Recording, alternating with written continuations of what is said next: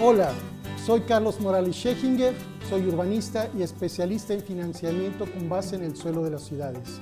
Trabajo como coordinador de políticas y gestión del suelo urbano en el Institute for Housing and Urban Development Studies, IHS, de la Universidad Erasmus en Rotterdam. También soy colaborador del Lincoln Institute for Land Policy desde hace 15 años.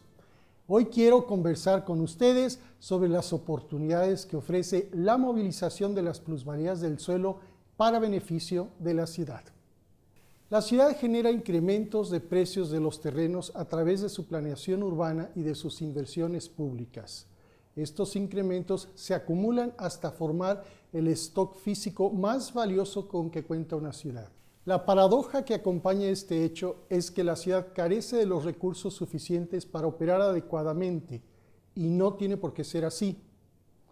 El economista Donald Shoup se preguntó una vez, ¿por qué es tan difícil financiar la infraestructura pública que incrementa el valor del suelo así servido por encima del costo de la infraestructura misma?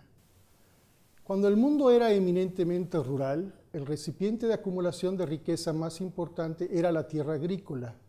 Hoy, uno de los recipientes más importantes de valor está en los inmuebles de las ciudades. Las estimaciones del economista Thomas Piketty dejan ver que el valor de la vivienda de los países urbanizados puede representar entre 2 y 4 veces el ingreso de un año de esos países. Si agregamos el valor de los edificios comerciales e industriales, esta acumulación es aún mayor. Por otro lado, el economista Martin Smolka argumenta que el suelo representa más del 50% del valor inmobiliario de la ciudad. Por ejemplo, al inicio de la vida de una casa, el suelo representa máximo el 20% del valor total. A medida que la casa se hace vieja, la construcción se deprecia, se desvaloriza. Por el contrario, el valor del suelo incrementa, se plusvaloriza. Al final de la vida de la casa aparece el típico letrero: se vende casa como terreno. La construcción vale casi nada. En promedio, el valor acumulado del suelo de todas las viviendas de una ciudad puede representar más de la mitad de su valor. La riqueza de las ciudades está acumulada en el suelo. Esta acumulación se da por diversos motivos. El economista Samuel Jaramillo los clasificaría en 3. Primero, la subida general y constante que se debe básicamente al aumento global de la demanda por suelo, mientras que su oferta se mantiene fija. El incremento es lento pero constante, de 1 o 2% al año. Segundo, las subidas y bajadas coyunturales, también apodadas burbujas inmobiliarias, ligadas a ciclos macroeconómicos y a macropolíticas como las de crédito hipotecario y las de subsidio internacional. Las variaciones pueden ser más del 10% para arriba y para abajo en cada ciclo. Y tercero, la subida abrupta del valor que se da en zonas específicas de la ciudad por un cambio de uso o de densidad o por una inversión pública en infraestructura o equipamiento. Estas son fuertes, pueden ser del 100 al 500%. Es sobre las subidas en zonas y terrenos específicos que el gobierno de la ciudad ejerce poder y moviliza plusvalías. Allí es donde ejerce el poder del mouse. Pero no ese mouse, sino el poder de este otro mouse. La pregunta es, ¿quién es el gato que controla el mouse? Ese gato es la ciudad, que tiene el poder de generar plusvalías al autorizar un cambio de uso urbano a rural o de residencial a comercial, un incremento de densidad o la extensión de una vialidad importante. Cada vez que el planificador de la ciudad hace un clic con su mouse, puede cambiar el color del uso autorizado para un terreno o una zona y con ello barre millones de dólares de valor del suelo de un lado al otro de la ciudad. ¿Dónde autorizamos el nuevo centro corporativo? Aquí. No, mejor allá. ¿Y ahora que hay presupuesto? ¿A qué barrio le ponemos escuela y parque? Acá. ¿Y la reubicación del relleno sanitario? Acullá. Y todo gratis. O mejor no. El financiamiento de la ciudad se puede apoyar en los incrementos de valor del suelo que ella misma genera y tiene a su disposición un menú amplio de instrumentos para hacerlo. El instrumento clásico es el impuesto al suelo. El economista Henry George lo promovió hace más de siglo y medio e influyó a que varias ciudades financien hoy sus servicios urbanos con un robusto impuesto a la propiedad. Este impuesto lo tienen casi todas las ciudades del mundo, pero tornarlo robusto lleva tiempo y sobre todo voluntad política. La tarea no es fácil, pues afecta a todos los propietarios de la ciudad. Ahora, que si de plano no se tiene un impuesto robusto, es mejor movilizar las plusvalías del suelo echando mano de otro grupo de instrumentos, aquellos basados en el poder del mouse. Y se puede hacer subiendo un peldaño a la vez, con un costo político menor. Hay que empezar por aquellos terrenos donde es muy evidente que el precio del suelo ha subido mucho a partir de una inversión decidida por la propia ciudad. Muchas ciudades están autorizadas a cobrar contribuciones por las mejoras que reciben los terrenos vecinos, que les permite recuperar de los propietarios beneficiados el costo de las obras públicas. Los que más activamente las cobran en América Latina son Colombia y Ecuador. Algunas ciudades están autorizadas a cobrar incluso el valor extra que provocó la inversión, es decir, la plusvalía por encima del costo de la obra. Esta plusvalía es aún mayor cuando la obra en cuestión es muy escasa en la ciudad. Una nueva vialidad en una ciudad con problemas de movilidad puede incrementar el valor de los terrenos beneficiados varias veces más que el costo mismo de la vialidad. Decidir dónde trazar la vialidad tiene el efecto de barrer plusvalías del suelo de un lado de la ciudad al otro. El poderoso mouse reparte plusvalías que se deben de recuperar mediante un impuesto al incremento del valor del suelo, o al menos a través de una contribución de mejoras. Otra manera de movilizar plusvalías del suelo es a través de los permisos por cambio de uso o aumento de densidad de los desarrollos urbanos. La dinámica de las ciudades es tal que los planes y regulaciones urbanas tienen que ser flexibles y permitir cambios de usos o densidades del suelo. El impacto de cada desarrollo tiene que ser analizado y autorizado por separado. Pero los propietarios de los desarrollos pagan por esos cambios una cuota muy inferior al costo del impacto que originan sus proyectos. Sin embargo, los funcionarios de algunas ciudades se han dado la tarea de negociar las autorizaciones para que los propietarios asuman el costo de sus impactos. Este se debe hacer de una manera transparente, para que se vuelva un peldaño más para la recuperación de plusvalías, para ejercer el poder del mouse en beneficio de la ciudad y no para la corrupción de sus autoridades. Un siguiente peldaño surge cuando estos requerimientos se sistematizan en reglamentos que establecen exacciones para que todo desarrollo incluya infraestructuras, equipamientos, áreas verdes y hasta un porcentaje para vivienda social a construirse dentro del terreno mismo. También surgen reglamentos que establecen pagos por el costo del impacto causado fuera de los terrenos. Los pagos se recolectan de varios proyectos y se concentran en un fondo que se invierte para ampliar la capacidad de las instalaciones de la ciudad. Más adelante, estos pagos se hacen con base en el valor que los desarrollos adquieren por encima de los costos de las exacciones y los impactos, y se sustituyen por un impuesto a la plusvalía del suelo del que hablamos con anterioridad. Algunas ciudades han subido un peldaño más. Han establecido y reglamentado la venta de derechos de desarrollo. Esto parte del principio de que la propiedad del suelo incluye el derecho a cultivar, pero no necesariamente el derecho a desarrollar.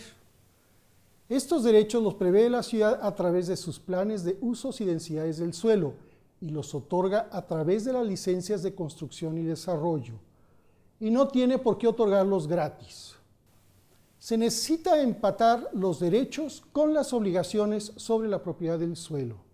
A través de sus planes urbanos, la ciudad pregunta a sus propietarios: ¿quieren gozar del beneficio que dan los derechos de desarrollo previstos en el plan? Pues paguen por el costo de las obligaciones que los acompañan. Y así las ciudades van diversificando sus instrumentos y mejorando sus regulaciones. Por ejemplo, creando bonos de densidad, donde se autoriza más construcción en un terreno a cambio ya sea de donar más espacio público, de dejar más área de absorción de lluvia o incluso de construir vivienda social en lugar de residencial. Otras ciudades se sofistican más y establecen una densidad básica, por ejemplo, de una vez la superficie del suelo para cualquier terreno dentro de la ciudad y una densidad máxima para cada zona según la capacidad de la infraestructura. La densidad mínima puede ser gratis. Puede argumentarse que forma parte de un contenido mínimo de los derechos de propiedad del suelo, pero el resto de la densidad, hasta llegar al máximo de la zona, hay que comprárselo a la ciudad. La sofisticación mayor de este esquema surge cuando los derechos de desarrollo se desmiembran completamente del suelo y pueden venderse y usarse en otro lugar. Y la imaginación no tiene límites. Algunas ciudades ya separan los derechos de densidad de zonas ambientales o históricas para transferirlos a zonas que demandan mayor densidad. Los pagos de una zona sirven para proteger y preservar bienes ambientales e históricos de otra. Así se hace en México y en Estados Unidos. Otras ciudades indemnizan a propietarios con derechos de desarrollo cuando los expropian para una obra pública. Estos derechos los pueden usar en otros terrenos o venderlos a otros propietarios. Así lo hacen en la India y en Brasil. También hay ciudades que pagan con derechos de desarrollo a constructoras que mejoren asentamientos precarios. Así lo empiezan a hacer también la India y Brasil. Otros países más dan a las comunidades rurales derechos de desarrollo urbano que venden a la ciudad y con ello financian la mejora de sus tierras de cultivo. Ya hay casos piloto que se están experimentando en China. En Brasil, las ciudades delimitan áreas llamadas operaciones urbanas que se desarrollan con alta densidad. Para ellas, subastan por internet certificados de densificación, llamados CEPACs, que los desarrolladores sin tierra también pueden comprar. La plusvalía así recaudada va a un fondo que construye infraestructuras y mejora las favelas dentro del área delimitada. Con los certificados en mano, los desarrolladores negocian precios bajos con los propietarios, quienes solo cuentan con la densidad básica, y arman proyectos que someten a autorización de la ciudad. Este instrumento tiene dos ventajas. Uno, usa el mercado para definir el precio de la plusvalía y dos, las ventas adelantadas permiten construir las infraestructuras antes de que se desarrollen los terrenos. El reto que tienen las ciudades es si están dispuestas a subir la escalera o prefieren quedarse abajo como los monos hambrientos, que no suben por la escalera para comer los bananos. En la fábula famosa, basada en el experimento de Gerald Stephenson, los monos tienen miedo porque a sus antepasados los asustaron mojándolos con un chorro de agua para que no se atreviesen a subir. Ninguno de los monos tuvo la experiencia desagradable del chorro de agua. Ya nadie más les echa el chorro de agua. Ninguno se da cuenta que ya pueden subir y saben subir, pero ninguno sube. Todos se quedan con hambre. Varios países ya han subido la escalera. Taiwán tiene un fuerte impuesto a la plusvalía. Colombia lo llama participación en plusvalía. Este nombre transparenta la idea de que la ciudad tiene derecho a una participación sustancial del negocio del suelo. La negociación de licencias de desarrollo se realiza en muchas partes del mundo. Lo importante es reglamentarlo y hacerlo transparente. El caso más sofisticado está en la Gran Bretaña, donde los funcionarios calculan plusvalías y saben hasta dónde pueden pedir contraprestaciones a los desarrolladores. Guatemala también ya lo está haciendo. Las exacciones para incluir vivienda social dentro de los desarrollos residenciales se usan en Holanda, en Francia, en Canadá, en España, en la Gran Bretaña y hasta en Estados Unidos.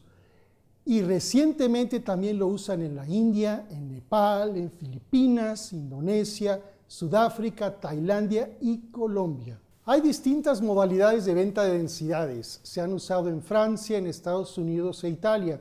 Y ahora también lo usan en Georgia, en la India, en Albania, en Ecuador y cada vez más en las ciudades del Uruguay. Hay otra serie de instrumentos que se basan en suelo de propiedad pública. En Francia, por un tiempo se hizo también en México y ahora en Egipto, se constituyen bancos con reservas territoriales desarrolladas y comercializadas para la extensión de las ciudades. Más común es el caso de países donde todo o casi todo el suelo es público y las ciudades lo arriendan a largo plazo. Los casos donde recuperan bastantes plusvalías están en Hong Kong, Finlandia, Suecia y en cierta medida en Holanda y también en Cuba. Y cuentan con potencial para hacerlo muchos países en desarrollo como Nigeria, Etiopía, Zambia, Tanzania y Botsuana. En realidad lo puede hacer cualquier país que tenga suelo público y que en lugar de venderlo opte por arrendarlo a largo plazo y así recuperar plusvalías y mantener el control sobre los usos de la ciudad. Un instrumento que está teniendo impulso es el reagrupamiento de tierras, mediante el cual los propietarios se asocian para desarrollar proyectos urbanos comunes. Cada proyecto incluye usos rentables, como comercios, oficinas, residencias, y usos no rentables, parques, escuelas y vivienda social. Como el proyecto no coincide con la configuración de los terrenos, surge la retención especulativa y el abuso de propietarios que solo quieren beneficios, pero no quieren asumir los costos. El reagrupamiento sirve para reunirlos, voluntaria u obligatoriamente, para que compartan equitativamente cargas y beneficios. El reagrupamiento también permite lograr una escala mayor que facilita el subsidio cruzado, la autofinanciación de infraestructura y la dotación de suelo para vivienda social a precios asequibles.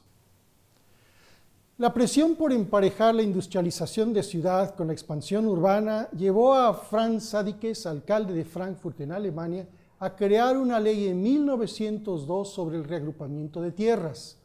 Otros países lo siguieron. Los británicos lo introdujeron en sus colonias. Así, Australia, Nueva Zelanda, India, Nepal, Bangladesh y Sudáfrica lo tienen. España también lo adoptó. Y ahora Colombia y Argentina lo están instrumentando. Japón es el país donde el reagrupamiento de tierras es una manera muy común de armar e implantar proyectos urbanos. Otros países más están estudiando su adopción, Albania, Egipto y Turquía, entre otros. La movilización de plusvalías aprovechando la acción urbana para así financiar la construcción de equipamientos, de vivienda social y la protección ambiental está entrando en las agendas de Naciones Unidas a través de su agencia Hábitat. El Banco Mundial también lo está considerando como una alternativa de financiamiento de infraestructura. Muchos países desarrollados cuentan con instrumentos de movilización de plusvalías que crearon cuando comenzaron a urbanizarse. América Latina se urbanizó sin desarrollar estos instrumentos, pero hoy está reaccionando creativamente e incluso llamando la atención de parte de otras regiones del mundo. Los países asiáticos de rápida urbanización y los países del exbloque soviético también están reaccionando. África, aún bastante rural pero con urbanización acelerada, está reaccionando lentamente. No obstante los casos mencionados, la movilización de plusvalías en países en desarrollo es aún lenta y falta mucho por hacer. Las necesidades por financiar el desarrollo crecen más rápido que las respuestas. Bien, espero que el mensaje que he compartido con ustedes sea útil. Sí es posible subir la escalera y gozar de los beneficios. Las ciudades lo necesitan. Hay que reconocer el poder del mouse, el poder que tienen las ciudades sobre sus usos, sus densidades y sus obras públicas, el poder que tienen de generar riqueza al suelo y el derecho que tienen de movilizarla en beneficio de sus habitantes. Muchas gracias.